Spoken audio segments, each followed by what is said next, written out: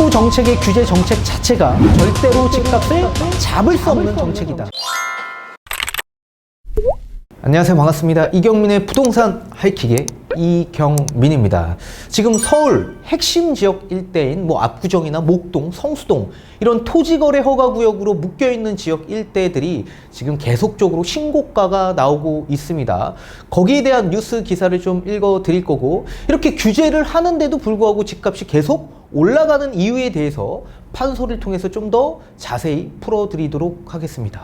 서울시가 올해 4월 말 재건축재개발시장 안정을 위해 압구정, 여의도, 목동, 성수동 등 총 이렇게 4곳을 토지거래 허가구역으로 묶었지만, 그 이후에도 이들 지역의 아파트값이 평균 4억 원 이상 올라간 것으로 확인이 되었습니다. 이 국토부로부터 제출받은 압구정, 여의도, 목동, 성수동 등 일대 토지거래 허가구역 아파트 실거래가 현황 자료에 의하면요, 이 허가구역 지정 이후에 해당 지역에서 거래가 이뤄진 아파트는 총 41곳으로 나타났습니다.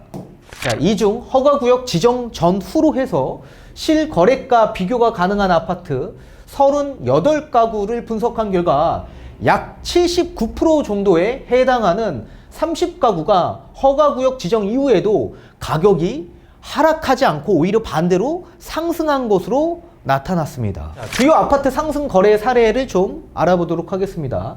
압구정에 있는 현대아파트 기준에서 좀 말씀을 드린다면 한 160제곱평방미터 전용 면적, 기존에 토지거래 허가구역 지정 이전의 실거래가가 43억이었던 아파트 가격이 21년 9월 달에요 58억 원 정도로 약 15억 원 이상 실거래가가 찍혔습니다. 신고가가 나왔다는 얘기고, 현대 8채 아파트도 동일 평수 37억 원이었던 아파트 가격이 현재 48억 7천으로 10억 원 이상 가격이 올라갔습니다. 하장 8채 아파트는 작년 7월 달 기준에서 47억 8천이었던 실거래가가 현재 토지거래 구역으로 지정된 이후에 72억 원으로 가격이 어마무시하게 올라갔죠. 30억 원 가까이 가격이 올라갔습니다. 이 목동 신시가지 아파트도 물론 마찬가지입니다. 이 154제곱평방미터 아파트 같은 경우에는 25억 원 아파트가 약 3억 원 이상 올라간 28억 6천의 신고가가 나왔고요.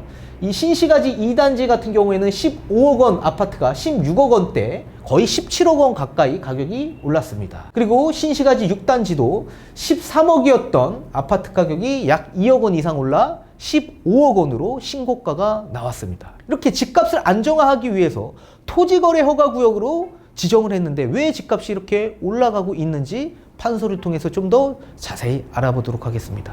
보통 상품에 대한 가격을 산정할 때 가치를 반영시켜서 가격이 상승되곤 합니다.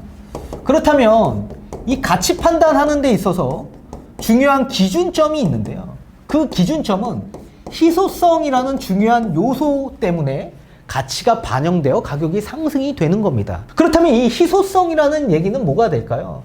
이 사람들이 무한적인 이 물질적 욕구와 욕망이 가득 차기 때문에 생겨나는 현상입니다.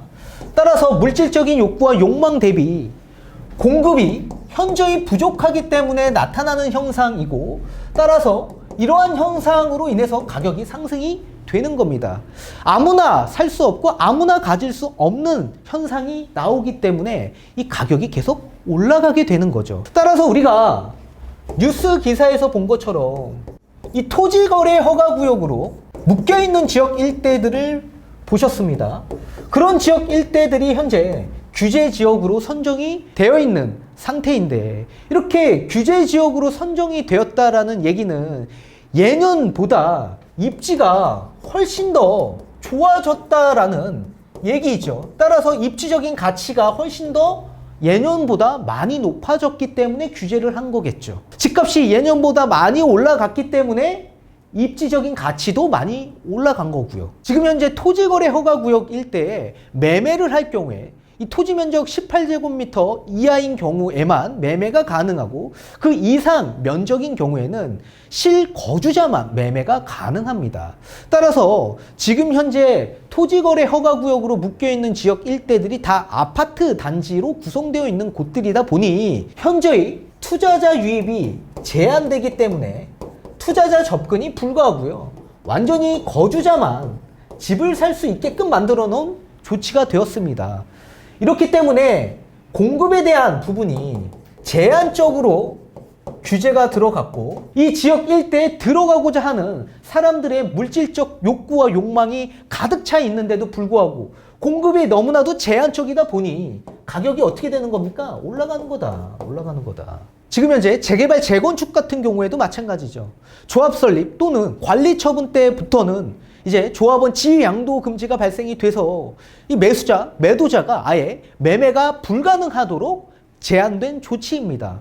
근데 그 지역 일대가 앞으로 미래 가치가 너무나도 좋은, 이 가치가 반영돼서 가치 판단하는 데 있어 규제가 들어갔다라는 얘기는 결국엔 그만한 가치가 높다라는 얘기고, 사람들의 이런 물질적인 그런 부동산에 대한 욕구와 욕망이 가득 차 있는데도 불구하고 매매 자체가 되지 않는 상황에서 이 10년 보유, 10년 거주하신 분들의 이 특정된 물건들만 매수, 매도가 가능하기 때문에 굉장히 공급이 제한적이고 따라서 가격이 올라갈 수밖에 없는 구조로 지금 나타나고 있는 겁니다.